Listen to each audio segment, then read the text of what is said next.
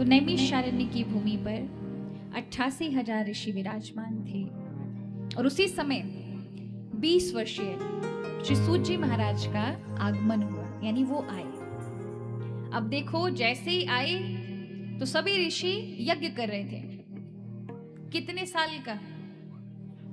1000 वर्ष का। कितने वर्ष का? 1 वर्ष का नहीं, 1000 वर्ष। रात दिन लगे हुए हैं। उन्होंने देखा कि इतना कर्म करने के बाद भी मन में शांति नहीं है। तो सूत जी महाराज से कहा, सूत जी ने कहा कि देखो, कर्म के साथ सत्संग की भी आवश्यकता है, जिससे मन निर्मल रहे। देखो, जिस घर में रात दिन झाड़ू लगता रहता है, साफ सफाई होती रहती है, वो घर चमचमाता रहता है। जिसमें महीना 6 महीने में एक बार झाड़ू लगे, उसकी हालत क्या होगी उस घर की? तो आप समझिए, जिनके हृदय में एकाध दिन प्रतिदिन का झाड़ू लगता हो सत्संग से। सत्संग का मतलब कथा तो है ही, सत्संग का मतलब है आप एकांत में बैठ करके क्या भगवान का नाम लेते हैं। आप एकांत में बैठ करके कुछ अच्छे विचार करते हैं। आप एकांत में बैठकर आपका मन कहता है कि चलो आज थोड़ा भजन कर लें, आज वहां चले जाएं, मंदिर चले जाएं, आज इन लोगों के बीच बैठ जाएं, आज संकीर्तन कर लें, आज व्रत उपवास कर लें। अगर ऐसा है तो आप एकांत में बैठकर सत्संग कर रहे हैं। लेकिन यदि आप एकांत में बैठ के आपका मन पाप कर्म की चीजों में, गलत आदतों में, गलत चीजों को पाने के लिए मचल रहा है, लालसा पैदा कर रहा है, तो भीड़ में कुसंग तो बाद में होता है।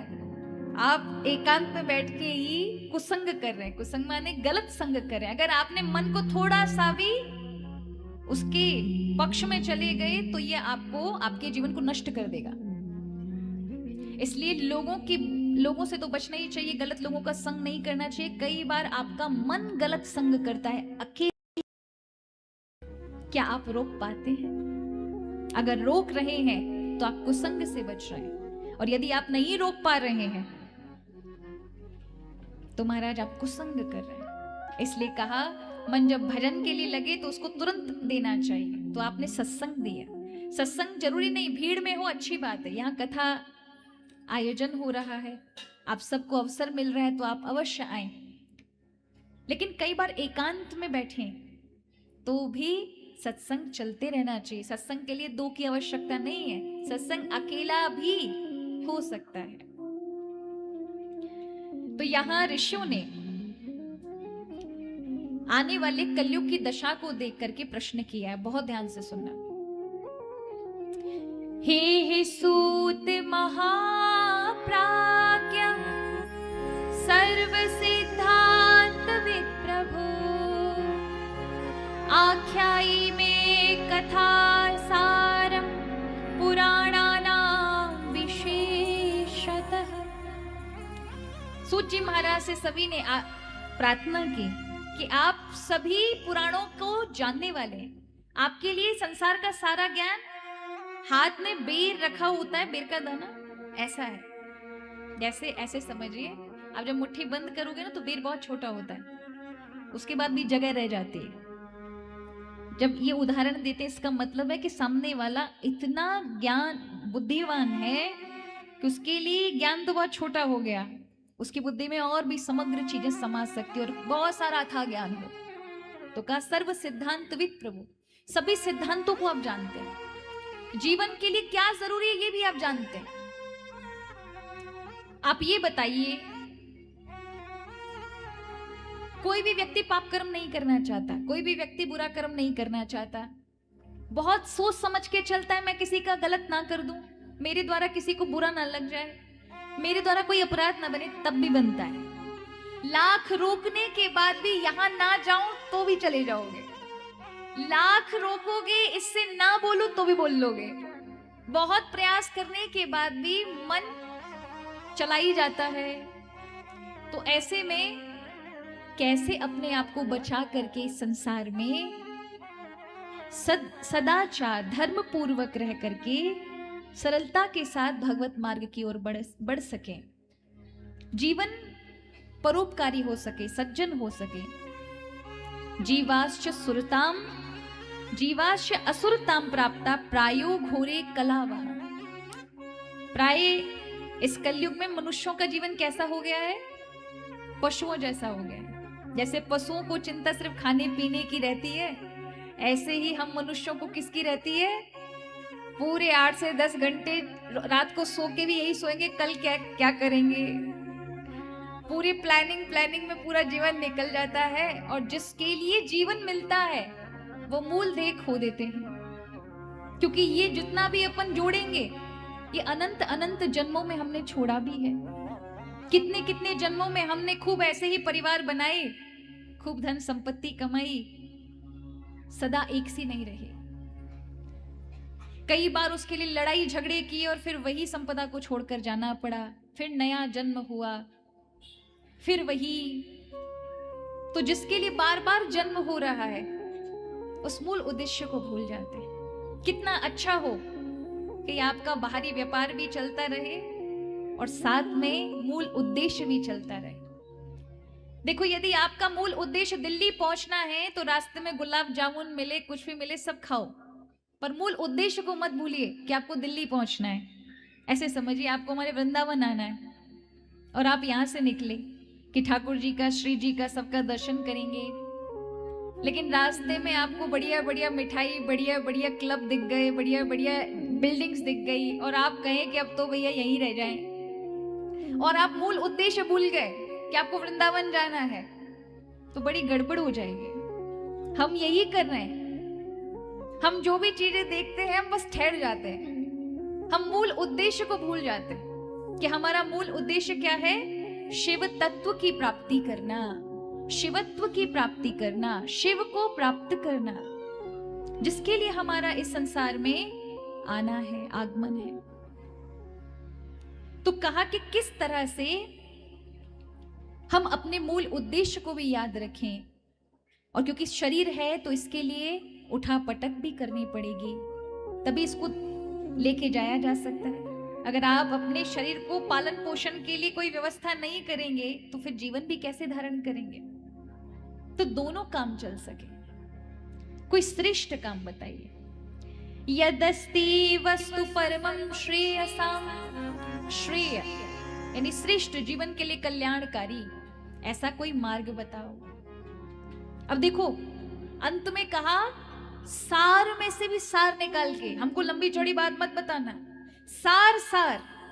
जैसे फूलों का सार क्या है? क्या है बताओ बहना, क्या है? सोच रहे हो, बोल नहीं सकते। परफ्यूम, इत्र, वो क्या है? फूलों का सार है। क्या है वो? खुशबू ही तो होती है फूलों की सार। तो जब अगर आपको किसी पुष्प को सूंघना है, उसका इत्र लेना है, कई ऐसे पुष्प होते हैं जिनकी खुशबू तो होती है पर आप ऐसे नहीं सूंघ सकते, उनको निकाला जाता है। तो सार को ग्रहण कर ले। दूध का सार क्या है? घी है, घी सार है। हर हर महादेव शंभु, काशी विश्वनाथ गंगे, लगा के उनका बड़ा सरल हृदय होता है। खूब भजन कर लेते हैं, खूब बड़े बड़े अनुष्ठान कर लेंगे, व्रत कर लेंगे, कहो तो 1 महीना श्रावण में भूखे प्यासे रह लेंगे, इतनी श्रद्धा। लेकिन अचानक कुछ हो जाने दो महाराज, तुरंत मन खराब हो जाएगा, क्रोध कर लेंगे, दुखी हो जाएंगे, छोटी छोटी बातों को हृदय में बिठा लेंगे। ये क्या है? ये मानसिक दुख है, ये मानसिक क्लेश है, और ये भक्तों को बहुत अत्यधिक सताते हैं। अगर आपको शिव का भरोसा नहीं होगा, भगवान का भरोसा नहीं होगा, तो यही कलयुग, यही माया आपको ऐसे विकार में फंसाकर आपको भगवान की भक्ति से अलग कर देगी। और उसका देही लक्ष्य यही होता है कि आप जो लक्ष्य की ओर जा रहे हैं इसको व्यवधान करके रोकना। तो भले ही आपके अपने परिवार के माध्यम से आपको दुख दिलवाए, पर दिलवाए, कहो तो जिनका आपका बहुत अत्यधिक प्रेम है उनसे ही आपको कष्ट मिल जाएगा, मानसिक कष्ट मिल जाएगा, और भले वो व्यक्ति बुरा नहीं हो, लेकिन आपके लिए इस प्रकार का व्यवधान बना देगी ये कलयुगी माया। तो कहा कैसे व्यक्ति अपने आप को नियंत्रित करे, उसमें भी अपने आप को संभाल कर रखे, ये बड़ा कठिन है, लेकिन सरल हो जाता है यदि भगवान शिव की कृपा हो जाए। तो कहा सार से सार आप बताइए जिससे मानसिक शांति रहे। क्योंकि देखो संसार में हो महाराज, काजल की कोठरी में जाओ, काजल जहां भरा पड़ा हो, और ये सोचो सफेद कपड़े पहन के जाए, एक भी दाग ना लगे, वापिस आ जाए, ऐसा हो ही नहीं सकता। आप जाओगे कालापन कहीं ना कहीं लगेगा, कितना ही बचने की कोशिश करना। आप चाहो कि हम अच्छा करें, किसी के लिए बुरा नहीं करेंगे, लोग हमारा बुरा क्यों करेंगे, हम किसी के लिए थोड़ा ना करें, तो भी लोग करेंगे। आप अच्छे चलिए, यहाँ मंत्राओं की कमी थोड़ी ना है, यहाँ नहीं कमी है। आप नहीं भी कर रहे हैं तो भी आपका बुरा करने के लिए तैयार हैं। आपने भले कुछ नहीं बिगाड़ा, लेकिन फिर भी आपका बिगाड़ देंगे। इसलिए अपना बचाव करना अत्यंत आवश्यक है। क्या करें आपकी मानसिक शांति को बनाने के लिए, यहाँ भगवान श्री सूत जी महाराज कहते हैं कि आपने मेरे लिए बहुत सुंदर ये प्रश्न पूछा है, मैं इसका उत्तर अवश्य दूंगा, लेकिन आपको शिव की महिमा को बताऊंगा। क्योंकि शिव की महिमा कैसी है, बोले वो अनंत अजेय, जिसको निर्गुण कहा जाता है, ऐसे सर्व भव भगवान शिव का यदि स्मरण कर लेते हैं तो वो काल हैं, काल व्याल, काल रूपी जो व्याल है, राक्षस है, यानी सर्प है, उसका भी भय जो हमें रहता है। हर एक व्यक्ति को समय का भय होता है कि नहीं होता है? मेरा समय खराब तो नहीं आ जाएगा, अभी सही चल रहा है, सब सही चलेगा, ये सब परिवार सही चलेगा ना, कहीं कोई अलग तो नहीं हो जाएगा, कहीं कोई चला तो नहीं जाएगा, सबको समय का भय है। लेकिन समय जिसके हाथ में है, काल जिसके हाथ में, वो महाकाल। इसलिए कहा काल व्याल महात्राण विध्वंस कर्मुत्तमं शैव पुराणं परमं शिवनो उक्तम पुराणे। पूर्व में जिसके विषय को कहा था, ऐसे भगवान शिव जो काल के भी ईश्वर हैं, समय के भी ईश्वर हैं, जो उनकी शरण लेता है उसका समय बदल देते हैं, उसे समय का डर नहीं रहता, भय नहीं रहता। ऐसे शिव की शरण में जाना चाहिए। क्या होता है, बोले जन्मांतर भवेत पुण्यम। देखो ये भागवत में भी है, और यही श्लोक थोड़ा सा अलग यहां बोला है। क्या बोला है? जन्मांतरे भवेत पुण्यम महदश्य सुधीमत। जब अनंत जन्मों के पुण्य उदय होते हैं तब शिव महापुराण मिलती है, और शिव महापुराण में मति लगती है। देखो कथा सुनकर पुण्य मिलता है, लेकिन शिव महापुराण ऐसी है जो पुण्यों से मिलती है। किससे मिलती है? और उसके फल में शिव छुपे हैं। फल में क्या मिलता है? शिव मिलते हैं, शिव कृपा मिलती है, शिव कृपा का भागी बनता है व्यक्ति। लेकिन आपके जीवन में पुण्य होने चाहिए, अनंत अनंत जन्मों के पुण्य हो, तब आपको शिव महापुराण की प्रति पहले तो कथा ही मिलेगी, कथा मिलने के बाद रुचि होगी, जानने की इच्छा होगी, तब समझिए शिव की कृपा है। शिव की कृपा से वंचित नहीं है आप। तस्य प्रीतिर्भवे तत्र महाभागवतो मुने। भाग्यवान नहीं, भगवान की कथा में प्रीति होने के कारण महाभाग्यवान हो जाए। विशेष महिमा बताइए कि इस कथा को श्रवण करने से राजसूय अश्वमेध यज्ञ का फल प्राप्त होता है। श्रवण करने वाला साक्षात शिवमय हो जाता है। कैसे भी करके चेष्टा पूर्वक अपने जीवन के कल्याण के लिए शिव महापुराण अवश्य सुनना चाहिए।